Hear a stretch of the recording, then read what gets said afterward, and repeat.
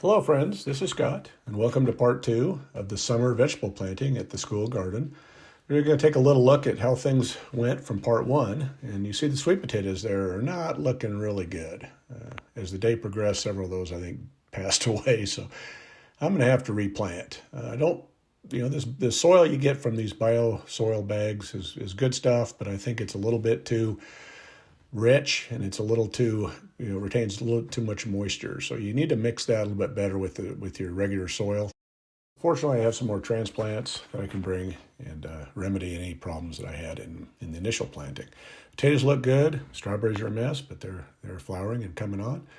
Tomatoes, which we planted, 30 of them, are all looking great. Didn't lose any tomatoes. I need one more cage there. I did bring a couple ají amarillo peppers from my house that we grew under grow lights, and I planted them here along with other peppers and miscellaneous eggplant. This is where the squash and the cucumbers are going to go in that part of the bed, and that's what I'm going to work on today. As we scroll back around, this little section here is where I'm going to be planting some beans, beets, radishes, carrots. I'm going to get in here and take care of this weeds in this onion bed, and I've got some more onion sets I'm going to replant where there's some thin areas. This is where the corn's going to go. I'm going to plant sweet corn in here. I'm not sure exactly how many rows I'm going to get in here, but I got to do a little weeding and do a little cleanup, but that's what I'm doing today. Now here's a look at why I'm planting so much stuff from seed. Is the previous person, Mariana, that was doing the garden with me, who's retired now. She handed me these books, and she's a very well organized person, but she's got lots of seeds. And I'm not sure how old a lot of these seeds are, and seeds don't remain viable forever. So, and I don't know if they've been stored in a way that's the best for them to stay productive. So we're going to plant as many as we can.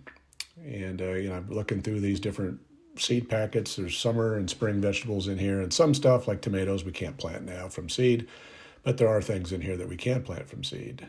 So we're going to do some of that, and I'll show you. But just wanted to show you the sheer volume of seeds that we have of different varieties, and I'm going to take advantage of these, and hopefully we can grow some stuff. Especially in part three, we're going to try the cantaloupes and the watermelons and the pumpkins in the long skinny area of the garden, and that'll be for another video. But lettuce mixes are too late to plant from seed here. It's to get too hot, but there are a couple things like kale and Swiss chard that we can plant from seed and still have a crop. So got lots of seeds. So we're going to get started today, and we're going to get as much of this done as we can. So the first step, like always, is when you're planting in wood chips, is you pull the wood chips back. You don't want to mix the wood chips into the soil because that'll bind up the nitrogen, and then your plants will turn yellow and get sickly, and they probably won't make it. So you pull the wood chips back, but I'm not doing the whole sections. I'm just going to do where I'm going to put a bucket of the new soil from the bags in each one of those spots. And from these, again, this is very rich stuff. It retains a lot of moisture, and I think some of the seeds may not like it or not. So we'll see how this all goes. But we ordered 2 bags. I've already went through 1 bag, and now I got to start conserving the second bag because I've got a lot to do. So here's a look at just dumping 1 bucket in those areas, and then I'll be planting in these. I'm going to form little mounds, and I'm planting maybe 6 to 8 seeds in each mound. And what I'm going to put in these mounds is these are the varieties of cucumbers that she has stored for me. Green finger cucumbers, some lemon cucumbers. It looks like Burpee Hybrid 2. That one, miniature white, novelty, I guess. And then on the zucchinis, we have Italian striped. We have some Gold Rush. We have Crookneck, which is my favorite squash. That's the most tasty, I think. And then we're having a prolific straight neck, and then we got some dark green zucchini. So I'm putting the zucchini in the front of the garden, so hopefully it gets noticed more, because when I plant it in the back of the garden, it's not the most popular crop, but we tend to forget about it. So it's going to be front and center right up against the curb, and so hopefully people will come and utilize those vegetables. So after it's planted, you can kind of see the little mounds I planted there. Now the first crop of the season we're having is some strawberries. Again, this is a real mess of a strawberry patch, but I'm not going to do too much with it until we get the strawberry crop picked. And then I'll go in and I'll rip them all out and then replant it and put in some new, freshen the soil and get the bed going again. And here we're going to plant again the beans, carrots and radishes and beets. And I'd only had a little bit of beets. We didn't have much beet seed. And then right here, I'm going to be planting right next to the onions. I'm going to plant the Swiss chard, the kale in that area. So, and I got to weed this out. One thing that's been the wood chips did do is this has usually got a lot of field grass in it. And the wood chips kept the field grass from germinating, the annual grass, but it just did not stop the bindweed or the low-growing weed. So lots of that stuff. But it looks worse than it is because one plant spreads out and it makes it look a lot like there's a lot more weeds in here. But every plant you're pulling out 6 inches to a foot of vegetation. So I'm going to get in here and I'm going to weed all this out because onions do not like competition from weeds. And here we go. As you can see, once we get the weeds out of there, we're missing, there's quite a bit of spaces between the onions. I had the kids plant these, and they didn't, they kind of lost track of where they were at, I think. So I went ahead and got a little bit more of that bioswale and just top dressed it with, that'll add a little nutrition over time and maybe suppress a few of the weeds for a little while anyway, because I need to be bringing more bark or wood chips in here, and I got to find some. And I got to wait to chip them until the plants are up big enough so I'm not smothering them, especially when you're starting from seed. So here's where I pulled the bark back, where I'm going to plant, again, the beans, the carrots, radishes, and a few beets. And then right here is the Swiss chard and the kale. So that's what we're going to plant here. And I put some more of the bioswale just on top, just top dressed a little bit, just a couple inches, freshen up the soil.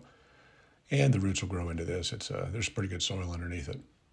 But that way, hopefully when the people that come help weed the garden, they can kind of tell what's what and what not to pull. Because I lost a pumpkin somehow. I don't know, it disappeared. So here's the beans that we're planting, a couple different varieties. We got some Burpee Tender Pods and Bush Lakes. And then the carrots, we got some Kaleidoscope Blend, which is a mixture of colors. We got some Short and Sweets, just a few beets, Detroit dark red beets. I got to get some more. And we have some Yellowstone. And then radishes, we got a couple. We got a Cherry Belle. And we have some Starburst, and then we have some white radishes, icicle radishes. So that's the seed we have. It's not always, those aren't my favorite varieties necessarily, but that's what we have, so that's what we're going to plant. So this is what it looks like after I got done planting. I didn't film the planting process. You just basically draw a trench about 1/4 inch deep, put the seeds in, cover them up. And then you can always thin the seeds later. I seed pretty heavily. Now we've got a couple types of kale, and then we have a ruby red chard. And then we had a Ford Hook giant Swiss chard. So we'll see how that is. So that's what's going to go right there. And again, I just planted. I didn't film the planting process. Again, draw a line with your finger. Put the seed pretty heavy in that down the trench, and then just fold the soil back over about 1/4 inch deep, and then you water it in. Here's the corn. So I went ahead and pulled the bark back from the corn and weeded this area.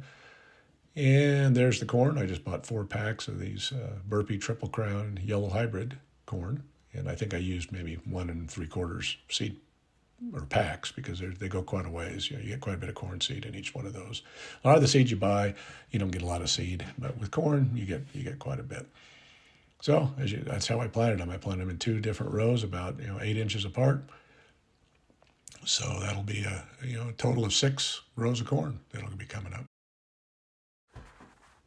So here's the rows all covered up and planted. Again, I'm just going to water them in. And that's it. And we'll just wait for them to come up, and hopefully we'll have good germination. They're brand new seed. So again, now looking at what I accomplished this time, again, the sweet potatoes are looking pretty hammered. The regular potatoes are doing great. But at least I have some extras of the sweet potatoes, so I'll be checking on those. I don't want to give up on them because they may do okay, but I think I lost a few. But there's where I'm going to be doing part 3, is all the way down that skinny part of the garden. We're going to plant all the cantaloupes and the pumpkins and the bigger vining crops there, and hopefully we get some by the time the kids get back in school. And I'm not really worried about being late planting because we don't want a lot of crops coming on during the summer when the kids are out of school. We want the produce to be there when they get back, so we can again teach them how their food grows, different individual varieties of vegetables and fruits. And then they can take them into the kitchen, and Chef Sharon can prepare some delicious meals with these, as well as sharing it with the whole community at large. The teachers and parishioners here also enjoy the produce. So it's a nice gathering place for people, and you can get a get some healthy food and learn a little bit about gardening in the process. So the place is looking good. I watered it in by hand, and again, we have automatic sprinkling system, but every time I come, I always give it a little bit of a spritzing. So making sure that, especially when there's seeds in the ground, you got to keep the seeds moist or they'll die. So now this little area here, I still got to figure out what to put here. That's a vacant space. So maybe that'll be where I get some beets and put some more beets in there. We'll see. But that's not the priority right now. The priority will be planting the bigger stuff, and that'll be the next time in the garden. So anyway, hope you enjoyed part 2 of the planting of the summer vegetables. And again, stay tuned for part 3. We'll be on that here shortly. Thank you.